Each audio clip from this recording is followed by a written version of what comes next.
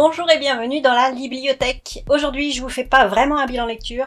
Je voulais vous parler du livre que je viens tout juste de terminer, qui sort le 5 mai 2022. Là, on est le 13 avril. Donc j'ai lu un petit peu en avance, mais j'étais tellement impatiente de le lire que j'ai pas pu attendre. Il s'agit de Labyrinthe de Franck Tillier aux éditions Fleuve Noir. C'est pas la vraie couverture, bien sûr. La couverture, je vais vous la poster quelque part. Elle est magnifique, hein, comme souvent, comme d'habitude, avec les couvertures de Franck Tillier. Mais attention, si vous voulez regarder cette vidéo, sachez qu'il y aura certainement des spoilers.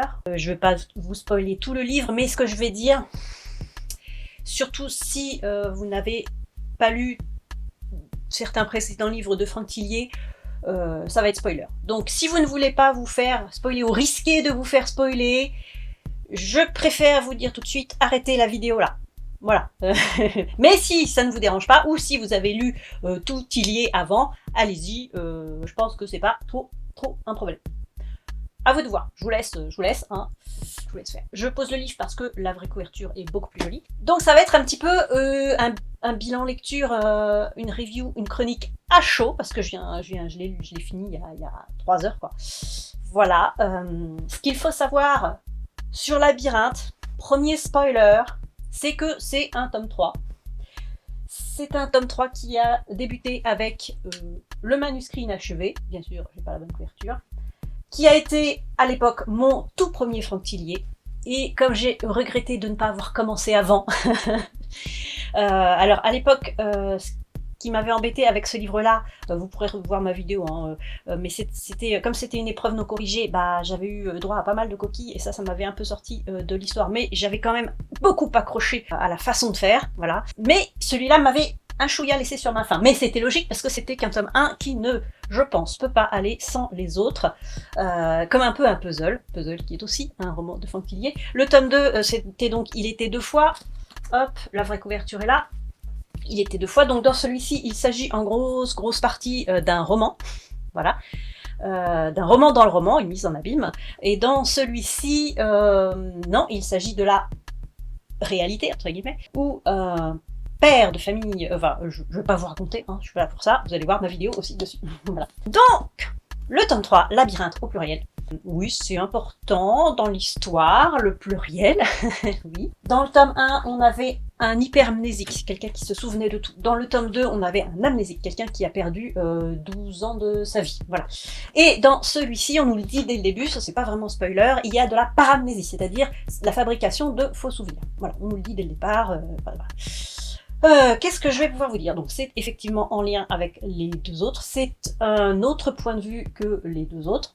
On parle toujours de Caleb Traxman, qui était l'auteur du manuscrit inachevé, et dont il est question aussi dans Il était 2 fois. On débute avec une femme à l'hôpital, la police vient voir, cette femme a été retrouvée à côté d'un homme mort, complètement défiguré, mais cette femme ne se souvient plus de rien. Sauf que, avant d'avoir tout oublié, elle a raconté son histoire au docteur. Et le docteur va essayer de retranscrire ça à la flic qui vient enquêter. Et donc, tout ça, ensuite, c'est l'histoire. De ces 5 femmes. Parce qu'il y a 5 femmes qui sont, comment dire, qui sont les héroïnes, entre guillemets, de l'histoire raconté au docteur et que le docteur raconte à la flic. Nous suivons, je vais aller dans le désordre, hein. Nous suivons Vera Clayton, qui est une psy hyper électrosensible, c'est-à-dire qu'elle ne supporte pas les ondes, le téléphone, tout ça, donc elle va s'isoler dans un chalet au fin fond des Vosges. Vera, psychiatre, ou ex-psychiatre, puisqu'elle est venue s'isoler dans un chalet au fin fond des Vosges pour éviter toutes les ondes. Donc pas trop de moyens de communication, hein, pas de téléphone, rien. Elle a qu'une vieille CB pour parler à un voisin qui est à je sais pas combien de bornes de chez elle. Et ce voisin l'avertit que quelqu'un arrive chez elle, une femme. Cette femme, c'est Sophie, qui est romancière.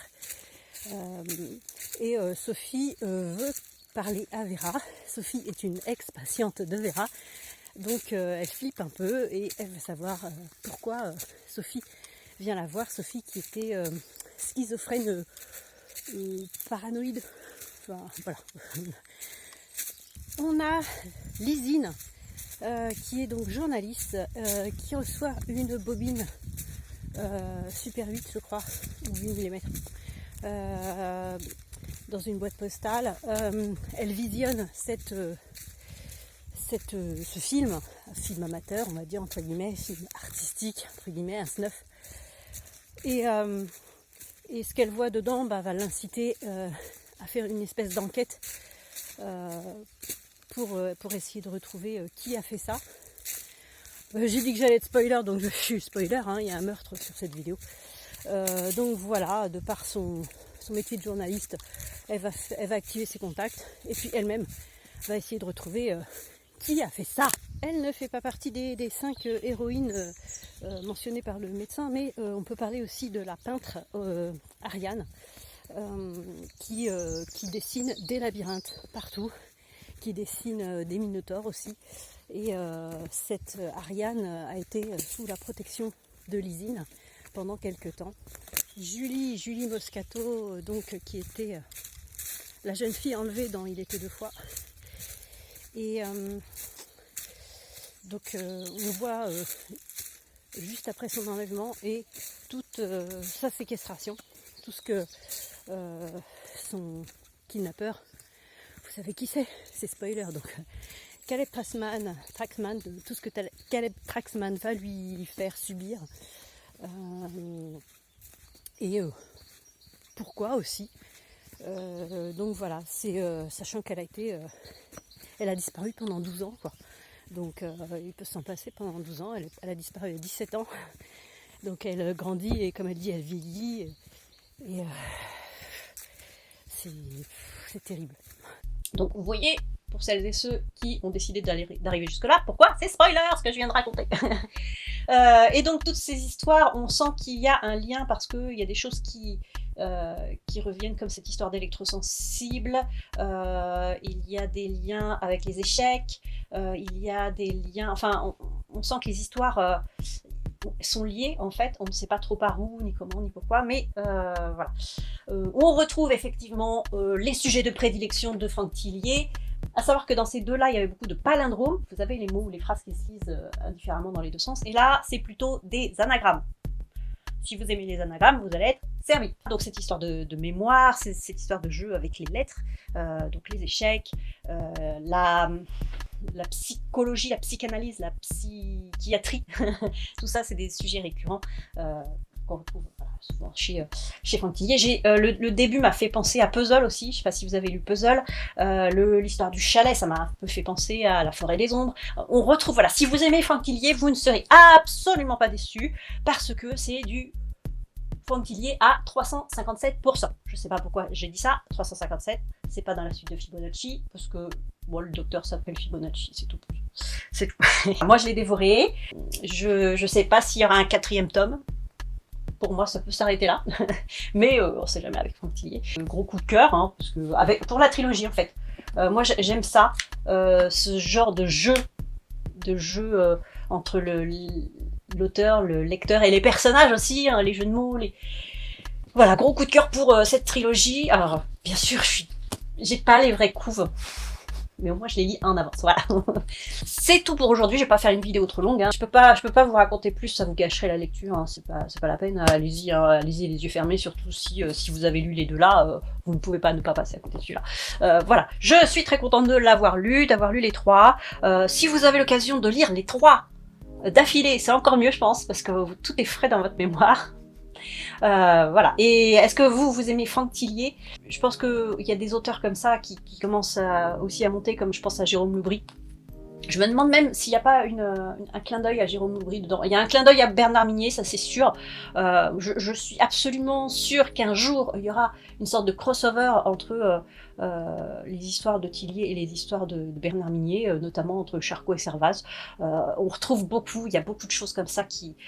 Et Jérôme Loubry, parce qu'à un moment donné, il y a un manuscrit qui s'appelle Les Recluses, et ça m'a fait penser en plus de l'histoire, ça m'a fait penser au roman Les Refuges de Jérôme Aubry, voilà, qui est aussi un peu dans cette trame-là. Voilà, je sais pas, ça je m'avance peut-être, mais pour moi il y avait peut-être un peu de ça. Voilà, donc vous voyez un peu l'ambiance. Qu'est-ce que vous avez lu de Franck Tillier? Moi je vais tout lire, c'est sûr, je vais tout lire, hein, petit à petit, il y en a beaucoup, mais je vais tout lire, c'est clair et net. Et puis sur ce, je vous souhaite bonne lecture.